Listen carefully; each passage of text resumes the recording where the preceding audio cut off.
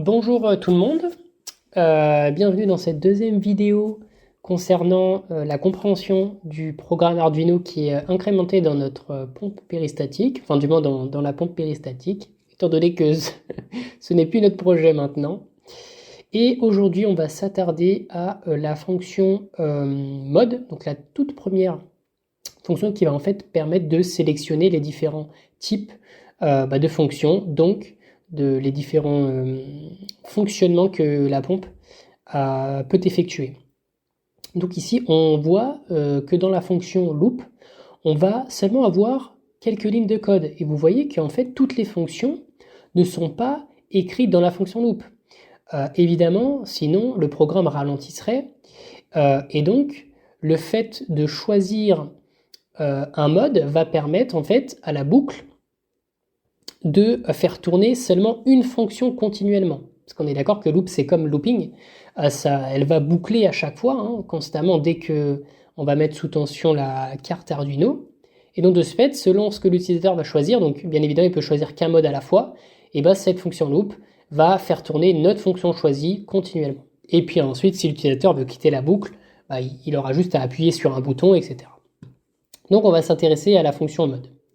Donc, cette fonction-là, comment un petit peu on peut la lire. Vous voyez qu'elle est relativement courte, mais en fait ce que je fais, et d'ailleurs dans toutes les autres fonctions, c'est que je crée, tout d'abord j'initialise le mode à égal à 1, donc mode ici c'est, je la définis comme un bit, mais on peut très bien la définir comme int, ici en C++, bit c'est juste pour gagner un octet au niveau du stockage.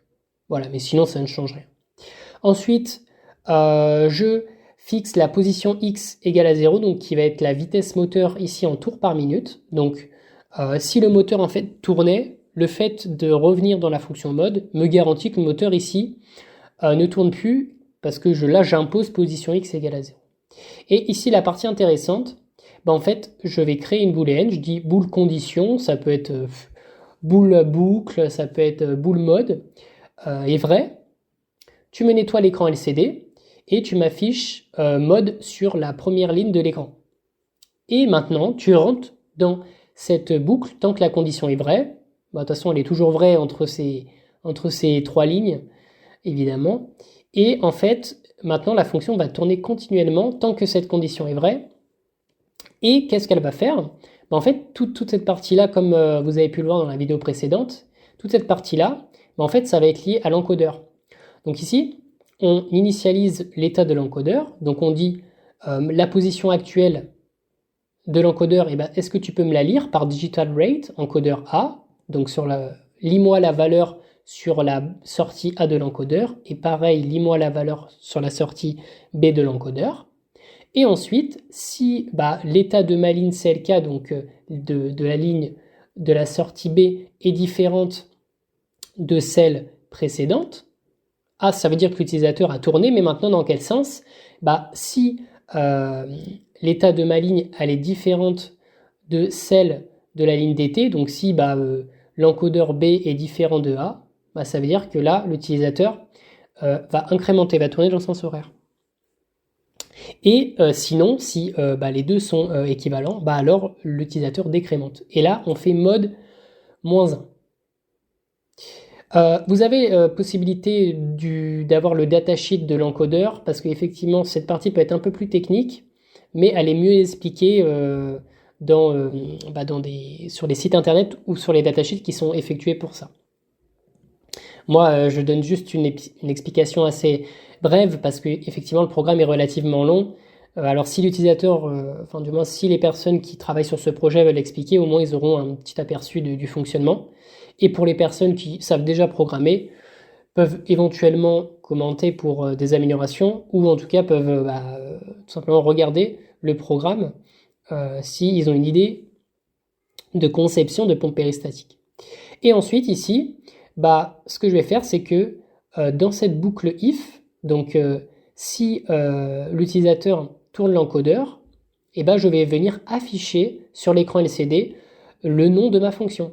Donc ici, on retrouve, comme dans la boucle loop, si le mode est égal 1, donc je mets if mode égale 1, alors tu vas m'afficher, ça c'est la fonction C'est la bibliothèque que j'ai amenée, string. Et ben c'est ça qui va permettre de noter comme ça.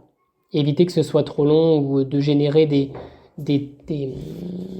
tableaux, etc. de caractères. Et donc je mets cette fonction-là, et plus loin, je mets le nom de ma fonction, entre guillemets. Et pareil pour mes autres modes, vous voyez qu'il y en a pas mal de fonctions. Bien évidemment, si le mode est supérieur à 8, bah, je reboucle. Soit je reboucle, soit je le bride à 8. Donc là, je pourrais revenir à 1 pour faire une boucle perpétuelle, comme une fonction, comme un sens cyclique. Et pareil pour ici. Et ensuite, je lis, ou du moins je dis que l'état précédent, c'est l'état actuel. Et ensuite, en sortant de cette boucle, alors ça c'est important, voilà, vous voyez que maintenant là, je sors de mon grand if, et ensuite j'affiche sur la deuxième ligne de l'écran LCD, j'affiche affichage, qui est tout simplement cette fonction-là. Donc si par exemple le mode est égal à 1, dans affichage, j'ai général, et en fait ici il va me mettre général, et je vais pouvoir l'observer sur l'écran LCD. C'est important en fait de mettre cette fonction-là en fait en dehors du if, comme ça, même si l'utilisateur ne tourne pas l'encodeur, il y a quand même la fonction, le nom de la fonction qui est écrite. Sinon, ça voudrait dire que si on l'aurait mis dans la boucle if, en fait, tant que l'utilisateur n'a pas bougé l'encodeur, il n'y a rien qui est affiché. Donc ça serait un petit peu ambigu au niveau de savoir si l'utilisateur doit attendre ou doit manuellement effectuer quelque chose. Et ensuite, pour sortir de la boucle if du tout début, il va rien de plus simple. Si le bouton poussoir de l'encodeur est appuyé, donc si en fait il renvoie à 0, digital read, donc c'est lit la valeur du bouton, et si elle est égale à 0, en fait c'est les doubles égales. Et alors tu imposes condition égale false, donc et fausse, et donc là il va tout de suite sortir de la boucle. Avec le nettoyage de l'écran LCD et Song1, et ça renvoie à la fonction son. Ça, je l'avais déjà dit dans la première vidéo, c'est tout simplement un bip sonore quand on appuie sur le bouton poussoir. Et donc, quand la condition va être fausse, elle va sortir de la boucle et elle va aller boucler, sur la fonction qu'on a choisie. Donc, si par exemple on avait choisi mode 1, en quittant, elle va reboucler et elle va se dire, maintenant, est-ce que mon mode, il a changé? Ah oui, parce que j'ai dit que mode était égal à 1. Donc maintenant, il va à la fonction utilisation, qu'on verra dans une prochaine vidéo cette fois. Merci d'avoir suivi cette petite vidéo explicative, et à la prochaine pour une autre vidéo.